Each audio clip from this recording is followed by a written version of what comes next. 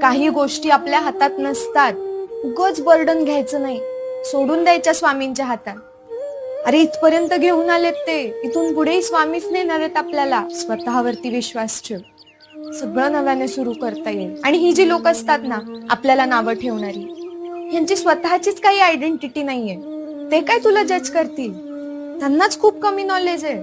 तुला कळतंय का, तू तुझ्या घरातली ती व्यक्ती आहेस जिची स्वतःची काहीतरी स्वप्न आहेत, खूप मोठी स्वप्न आहेत.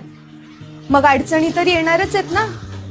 अरे ज्या गोष्टी कुणीच नाही केल्या त्या गोष्टी तुला करायच्या. मग या प्रवाहाविरुद्ध चालताना त्रास तर होणारच आहे ना. तो त्रास सहन करण्याची क्षमता आहे आपल्यात, म्हणून आपण आर्टिस्ट आहे, आपण जगा वेगळे. आणि हे सिद्ध करायचं नाहीये, ही जी जर्नी आहे ना ती एन्जॉय करायची.